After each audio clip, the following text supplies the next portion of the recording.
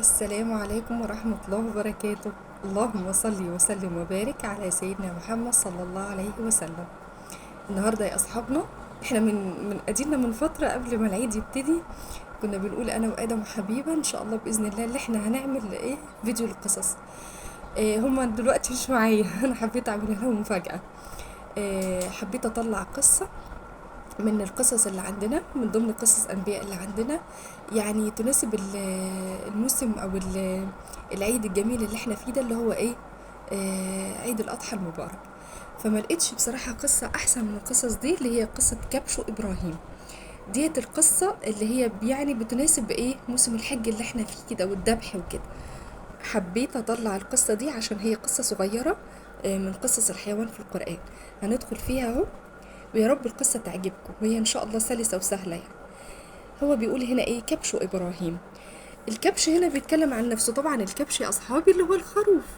فبيقول أنا الكبش، خلقني الله وسخرني للإنسان لأعطيه اللحم اللذيذ، وأنا كذلك رمز للفرحة لدى المسلمين. ففي عيد الأضحى يذبحني الناس طاعة لله، طاعة لأمر الله، وتعبيرا عن فرحتهم بالعيد. ليس هذا فقط، فالله تعالى قد ذكر قصتي مع نبي الله إبراهيم عليه السلام في القرآن الكريم، وأنا هنا لأحكي هذه القصة لكم. هنبدأ بقى هنا نحكي قصة سيدنا إبراهيم عليه السلام.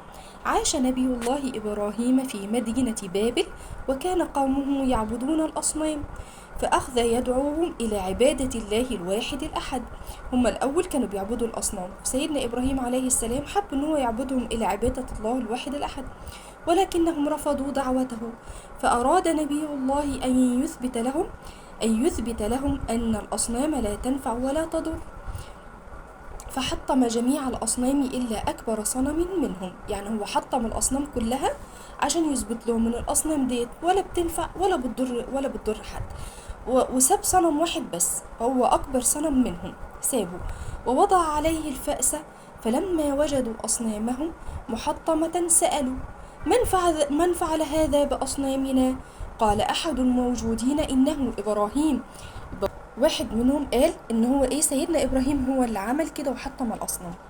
فجاءوا بنبي الله إبراهيم وسألوه: هل أنت من فعل هذا بآلهتنا يا إبراهيم؟ رد عليهم سيدنا إبراهيم: بل فعله أكبر الأصنام، فهو من يحمل الفأس، اسألوه لو كان يتحدث. طبعا هو بيستهزئ بيهم، لأن طبعا الأصنام يا أصحابنا زي ما انتم عارفين معمولين من حجارة، مش هيردوا عليه. فعلموا أن إبراهيم على حق، ولكنهم قرروا أن يحرقوه جزاء لفعلته، فأشعلوا نارا كبيرة ألقوا فيها نبي الله إبراهيم.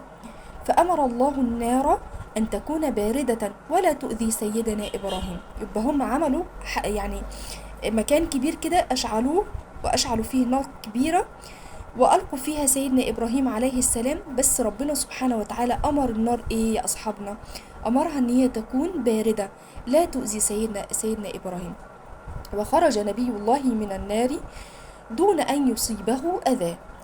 أخذ سيدنا إبراهيم يدعو الناس لعبادة الله الواحد حتى أصبح شيخا كبيرا، وتخطى عمره 80 عاما. يعني لغاية ما أصبح شيخ كبير وهو بيدعو الناس لعبادة ربنا سبحانه وتعالى الواحد الأحد، لغاية لما عمره بقى كام يا أصحابنا؟ بقى عمره 80 عام. ولم يرزقه الله ابنا، فأخذ يدعو الله تعالى بأن يرزقه ولدا صالحا ليكون عونا له، فاستجاب له ورزقه مين؟ سيدنا إسماعيل عليه السلام. فأراد الله أن يختبر نبيه إبراهيم، فأمره أن يأخذ ابنه إسماعيل وزوجته هاجر ويسافر بهما إلى مكة ويتركهما هناك في وسط الصحراء. فصبر سيدنا إبراهيم على اختبار الله ونفذ ما أمره الله به. يعني ربنا سبحانه وتعالى حب إن هو يا حبايبي أصحابي إن هو يختبر سيدنا إبراهيم، فأمره إن هو يعمل يأخذ ابنه إسماعيل وزوجته السيدة هاجر ويسافر بهما إلى مكة. يبقى راح بيهم لمكة اللي احنا بنروح نحج فيها في موسم الحج. ويتركهما هناك في وسط الصحراء. لكن سيدنا إبراهيم عمل إيه على اختبار ربنا سبحانه وتعالى؟ هل جزع واتضايق وقال ليه كده يا رب؟ لا، صبر سيدنا إبراهيم، صبر شديد. فصبر سيدنا إبراهيم على اختبار ربنا سبحانه وتعالى ليه، وبرضه نفذ ما أمره الله به. وفي مكة ظلت السيدة هاجر تبحث عن طعام وشراب، وتسير في الصحراء حتى فجر الله تعالى بئر زمزم. يبقى فضلت تبحث وتدور على طعام وشراب يا أصحابنا، وتمشي هنا وهناك كده في الصحراء لغاية ما ربنا سبحانه وتعالى عمل إيه؟ طبعا انتوا عارفين بئر زمزم، أكيد بتسمعوا عنه. ربنا سبحانه وتعالى فجر لهم بئر زمزم من تحت أقدام مين؟ من تحت أقدام سيدنا إسماعيل ابنها. وجاء الناس من كل مكان ليسكنوا مكة ويعيشوا بجوار البئر. أهو يعني ربنا سبحانه وتعالى فجر، أهو كأن دوت يعني هو ده كأنه الشكل، فجر بئر زمزم عشان الناس تفضل عايشة حوالين البئر ده ويشربوا منه. ولما كبر إسماعيل رأى نبي الله إبراهيم في منامه أنه يذبح ابنه إسماعيل، وعلم سيدنا إبراهيم أنه أمر من الله وعليه أن ينفذ الأمر. لما ربنا سبحانه وتعالى لما كبر سيدنا إسماعيل، رأى سيدنا إبراهيم اللي هو أبو سيدنا إسماعيل رأى رؤية في منامه إن هو بيذبح ابنه إسماعيل. سيدنا إبراهيم طبعا عرف وعلم إنه ده أمر من ربنا سبحانه وتعالى، إن هو إيه لازم ينفذ الأمر دوت. أسرع إبراهيم وأخبر ابنه إسماعيل عن الرؤيا، فقال إسماعيل لوالده: يا أبي افعل ما أمرك الله به، وأنا إن شاء الله سأكون صابرا على أمر الله. يعني سيدنا إسماعيل كان ونعم الولد البار بابني، قال له: يا أبي افعل ما أمرك به ربنا سبحانه وتعالى، وأنا إن شاء الله هكون صابر، مش هنزعج ولا هرفض أمرك ولا أي حاجة، أمر ربنا سبحانه وتعالى. فاستسلم إبراهيم وإسماعيل لاختبار الله. وعندما حاول إبراهيم ذبح ابنه إسماعيل حدث أمر عظيما، فقد سمع إبراهيم صوتا من السماء يقول: يا إبراهيم قد صدقت الرؤيا، إنا كذلك نجزي المحسنين.